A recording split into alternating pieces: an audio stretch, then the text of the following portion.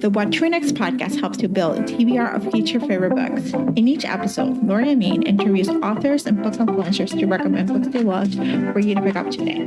If you're an avid reader, always looking for your next great read, then the show. Hi, Martha. Welcome to What to Next podcast. Hi, thank you so much for having me. So happy to have you here. Tell us a little bit about yourself.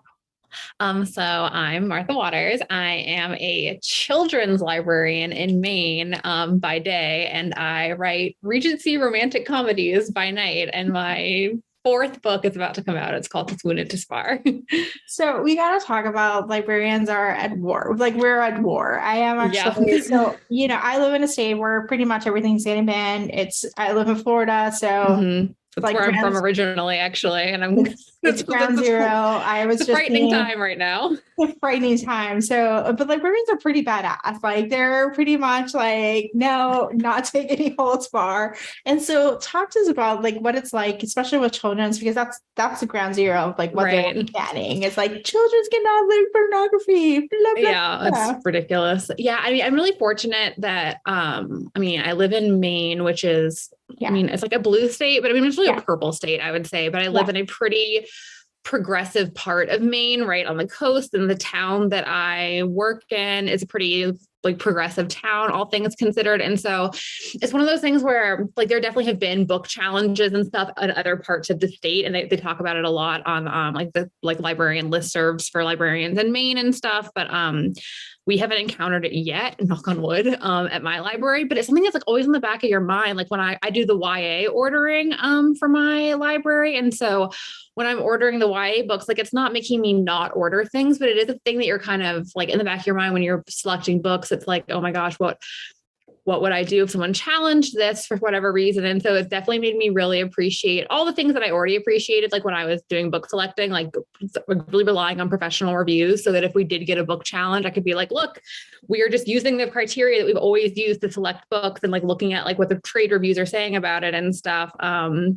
But yeah, I don't know. It's a bad time to be a librarian because it's just, I hate that I have to think about it so much more now than I used to. And I realize I'm in like a very privileged position in that I don't feel like I'm at a library or in a state where it really feels like all out war on librarians. And I don't anticipate that being a thing happening in Maine to like too bad of a degree, but it's just really frightening. And I just feel so horrible for all these librarians in other states who are really under fire for this. And I mean, it's like, it can really ruin your life. Like some of the things that are happening are really horrifying. Not only that, they're underpaid. So it's not like a position where you're paying like $6,000, like 6-figure, 7-figure, like, you're underpaid and you're actually expected to educate and do emotional labor.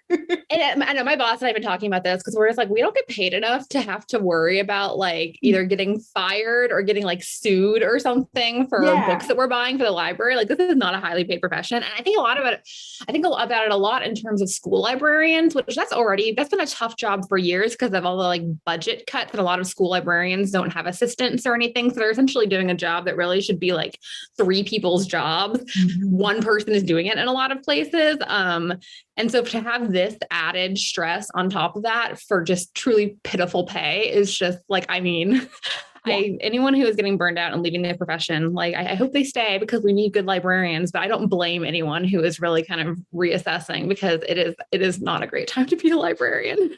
It is not a great time, but a fun thing as a user, as a multiple librarian, like library user, because I do buy a bunch of non-resident cards and I just like support different libraries that way. One of my favorite things is that librarians curate lists of like, books for you to select. So what's the process of curating those lists? Because I feel like you have done that probably for other libraries and stuff like that. Just, here's some lists, Yeah, at my last library, we don't do as many of like the digital book list at my current library, but the last library I worked at, which was in Chapel Hill, North Carolina, we had a lot of book lists, and it really was like a pretty sizable undertaking just to both constantly be creating new lists and also keeping the old ones updated, because we kind of had we had a spreadsheet where we kept track of all of them and when they were originally created and when they were last updated, because we don't want all the books on a list to be like books that were published 10 years ago or something, because the kids are like, they're already read those or they're just not interested. So it's a real, like, you want to have current like new releases on a list, as well as maybe some like older titles. You want to have maybe some popular stuff, but also part of the goal is to draw attention to books that maybe people aren't aware of as much. You want to ensure that you're kind of having a balancing all different viewpoints in terms of representation, like in terms of racial and ethnic diversity, in terms of LGBTQ perspectives, like all those, you're trying to do all of that while also still having a list on oftentimes a very specific theme. So it's like more work than it seems like it would be. I really like making book lists. It's always one of the parts of the job that I've enjoyed the most. But I don't know, especially if I'm deciding to do one on like a particularly like niche theme, it can be really tricky to actually come up with a list that feels sort of diverse and like well curated. So I don't know, it's a challenge that I always have really enjoyed. It sounds like a fun challenge. It's the one reason I actually love creating listicles, like just curating lists. I'm like, if you like this, try all these different things. That's one of the things. And I'm like, I admire librarians to do this because I'm like, you're actually giving me, I love scrolling through Libby. Like that's like my favorite thing is just scroll through Libby and be like, what else is out there? So it's like it makes your life easier to scroll through the front page of Living Digital, at least in the digital world, and to see like all these like listicles of like audiobooks you're thinking about it for beach, for wintertime, seasonal, like current events, like important things. What are people reading? Well, it's nice to hear from a user perspective that like these lists are actually useful. So they are. So all right, so let's switch gears into writing Regency rom-coms. So you've been our guest before and we talked about like the process of writing and the Regency and rom-coms, but let's talk about like what have you discovered after writing 4 books in this world? What are new discoveries or new things that you're like, oh, like I wish I knew this like 4 books ago. I like to think that I'm learning with each book. It doesn't actually feel like it gets any easier with each book, but I think that's just because I like know more and I'm holding myself to a higher standard with each book. I feel like it's been my newest book is the one I probably had the best outline for, which I really hate to admit that everyone who loves writing a really detailed outline is correct. And it actually does make it easier, but that they are in fact correct. And it does make it easier. And so, yeah, I felt like this was this one's probably the smoothest writing process for me of all of them, because I kind of knew what was going to happen on a chapter by chapter basis. But also that worked for this one, the one I'm currently writing, which is going to be the 5th and final book in the series. I had a very bad outline for, and I could not outline it well. So clearly it just varies from book to book. I think that's also part of something you learn as you write more, is just that each book is going to be different and maybe your process is going to change a little bit for each book. This one was also an interesting experience because it's a little bit of it's a Regency rom-com, but it's also a little bit of a spoof of Gothic novels. And so there was a bit of an inspiration from Northanger Abbey by Jane Austen, which is kind of the most famous spoof of Gothic novels. And I wanted to be really careful to not seem like I was copying that book. So I actually I hadn't read it since I was a teenager, and I really wanted, the whole time I was reading it, I really wanted to read it. And I forced myself. I usually just I just read whatever I want when I'm drafting. It doesn't seem to like impact my drafting process at all. But with this one, I did not allow myself to do a Northanger Abbey reread until I had actually written a draft of this book, because I was worried I was going to accidentally like copy something from Northanger Abbey. Oh my gosh. I love this. All right. So how do you balance your time? Because writing can be a full-time job, along with you already have a full-time job and you have a life and you've been able to travel. And I learned about Scott's Cheap Flight thanks to you. So I'm so glad. Spreading the gospel of Scott's Cheap Flight. So how do you balance it all? Okay, so I always joke, I feel like writing can kind of expand to take up as much time as you allow it to take up. So I actually don't work full time anymore. I work part time at the library up here. Okay. I made that switch when I moved to Maine from North Carolina. And like, on the one hand, I do have more time to write now, and that definitely is like really helpful. On the other hand, I feel like it hasn't given me as much more time as I thought it would, because I think I just end up spending more time writing. And I think there's less, like I used to, when I worked full time, I was pretty disciplined about, getting up at 5 or 5:30 in the morning to write before going to work. Cause it's like, well, if I have to be at work at 8 and I'm going to work from 8 to 6, then I don't really have a choice. I got to write in the morning because I don't do very well writing at night.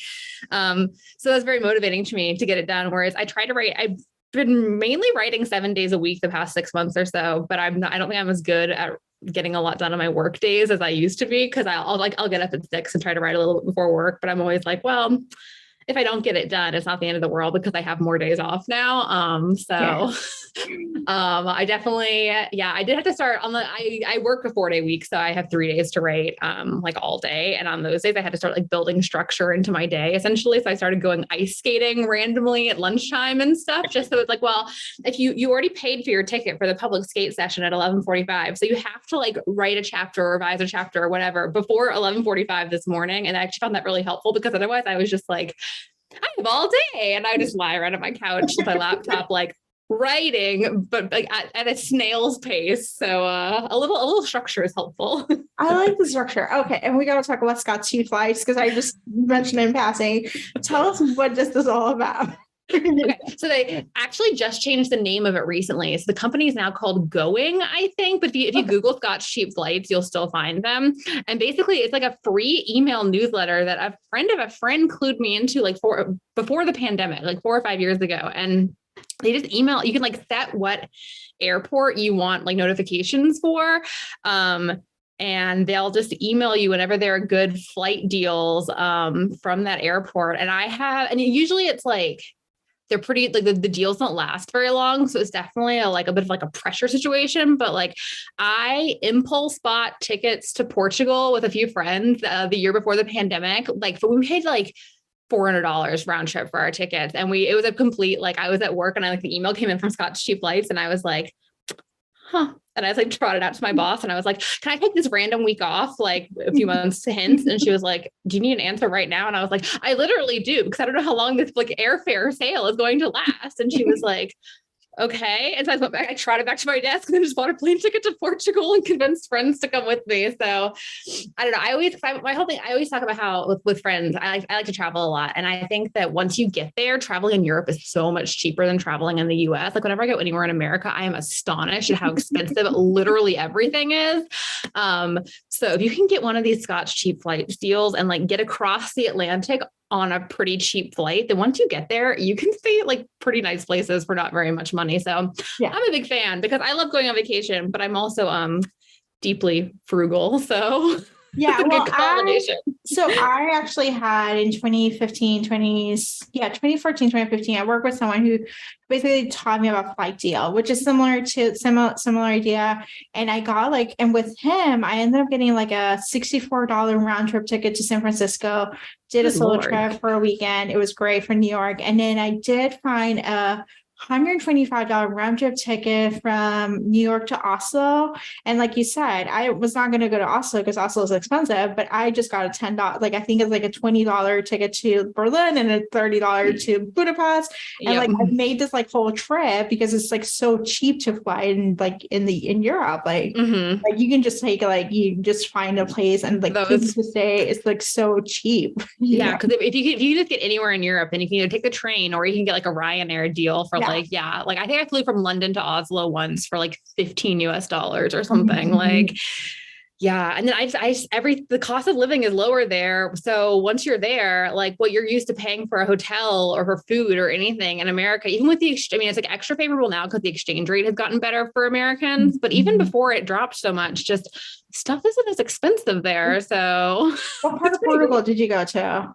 We went to Lisbon and I really want to go back and go to Porto because I've heard really good things about it. So I think Portugal is an unsung hero of European travel. I was it's beautiful. It's very nice weather. We went in February when it's horrible weather on the East Coast and it was beautiful. The people are super friendly and English was really widely spoken, more so than I was expecting considering it's Southern Europe.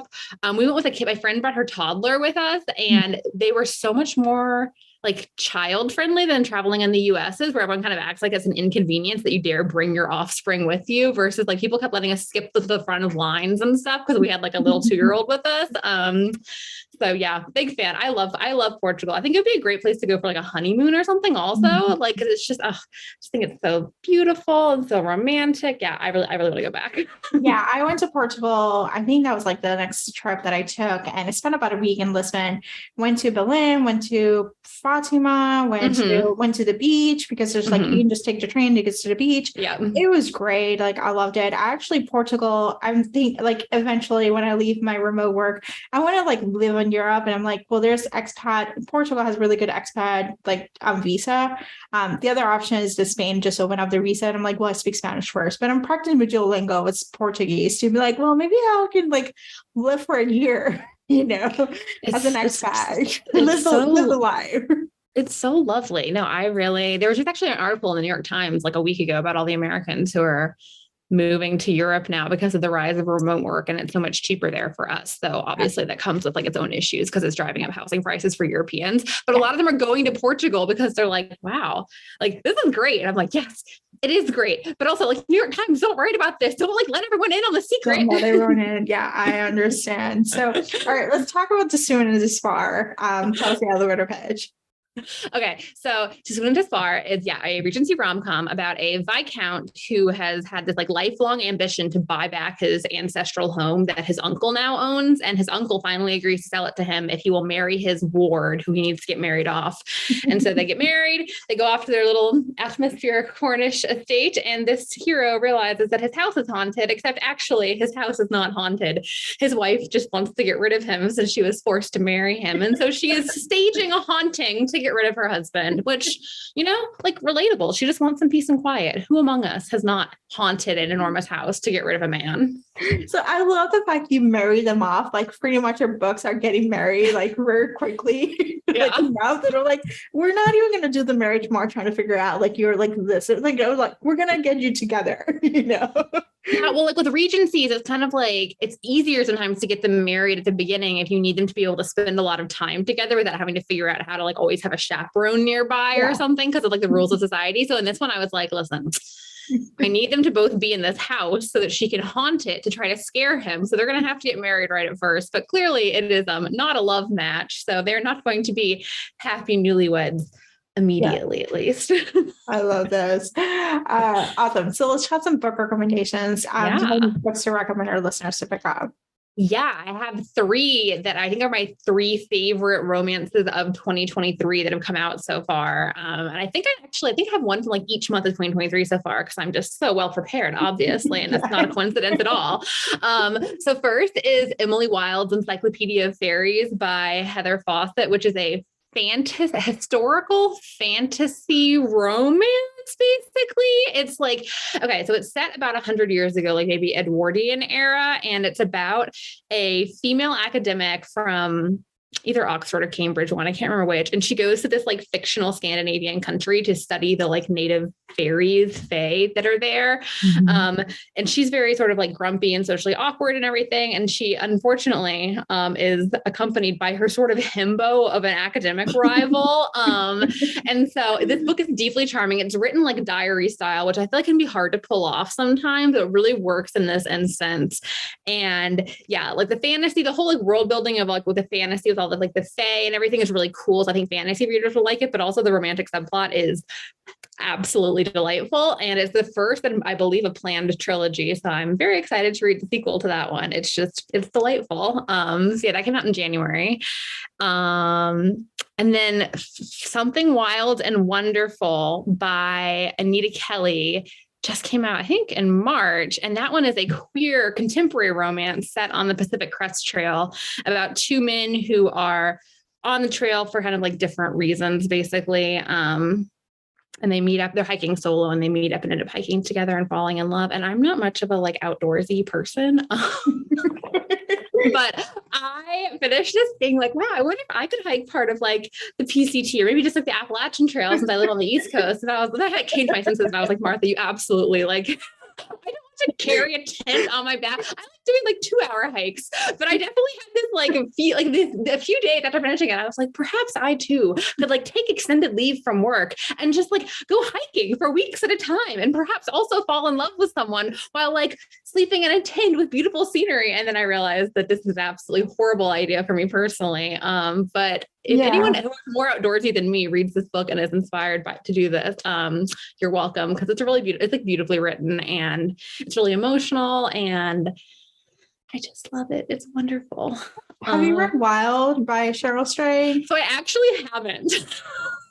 So I think I was thinking about it. So you can have the experience of like, okay, ill-fitting shoes, just walking by yourself like the whole time. Self-discovery. It's great self-discovery, but like ill-fitting shoes. Yeah.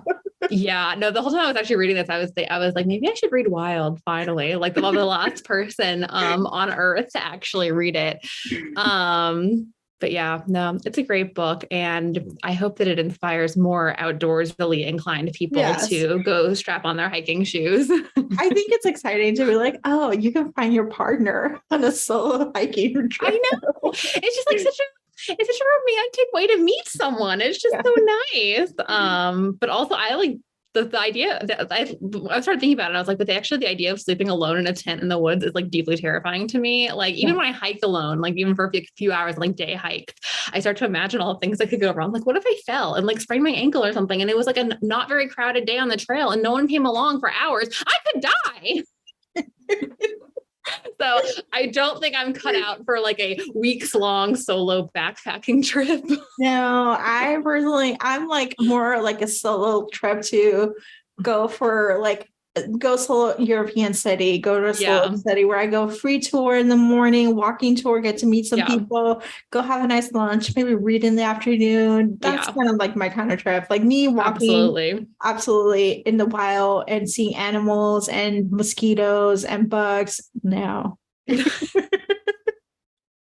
Yeah, I think that I don't mind traveling solo, but yeah, like the steady presence of other people I do find reassuring when I'm traveling alone. So if there's some sort of emergency, I don't have to worry about my actual safety. No. Awesome. And what's your third recommendation? My third one is Hotel. Oh, wait, I lied. These are not January, February, March. This is 1 January and 2 March books. Anyway, it's Hotel of Secrets by Diana Biller, which is a historical romance. It is set in 1870s Vienna. And I already really wanted to go to Vienna. I've never been before I read this book. And now it is like at the tip top of my list after reading it. The heroine, her family owns and operates this like grand old hotel in Vienna that has like seen better days and is like hit financial hardships or whatever. And the hero is an American like government agent. And so it's a romance. There's also sort of like a hint of intrigue and like spy type shenanigans. And it's like the most charming thing. Like there's so much banter. The supporting characters are delightful, but it also deals sort of very sensitively with like past trauma and stuff. And like she manages to balance like heaviness with light so skillfully. She does this in all of her books. I just loved all of them. And this is like maybe my favorite thing I've read like in the past year. I love it so much. It's so wonderful. And yeah, it's brand new. So everyone should read it. Oh my gosh, I'm adding that because you have me at Vienna. I'm like, it like functions like a character in like an extra character in the book. It's so romantic and so sweeping. Like, oh, it's so good. Oh my gosh, so exciting for that one. So tell us where you can find you online. So you can find me at my website, which is marthawaters.com. And then really the only social media I am active on these days is Instagram, where I'm at Martha B. Waters. And I'm there fairly frequently, probably more often than I should be since I'm on deadline for a book right now. It is so good. Thank you, Martha, for being on the show. Thank you so much for having me. If you enjoyed this podcast, feel free to share with friends, subscribe, rate, and review the show. This is the easiest way to support the podcast. For a list of books mentioned and other romance recommendations, please visit whatyournextblog.com. Did you know you can purchase audiobooks directly from your favorite local bookstore? With Libro.fm, you can pick up more than 250,000 audiobooks, including bestsellers and recommendations from real booksellers. You'll get the same audiobooks at the same price as the largest audiobook company, you know the name, but you'll be part of a different story, one that supports your local community. If you're new to audiobooks, there's a perfect way to squeeze into more reading to your busy life. Listen with the free Libro.fm app while you do your chores, walk your dog, relax at home. The What to Read Next podcast has a special offer for our listeners. Get 2 audiobooks on Libro.fm for the price of 1 with your first month of membership. Use code What to Read Next. This offer is only valid for new members in Canada and the US. Thank you so much for listening and have a great day.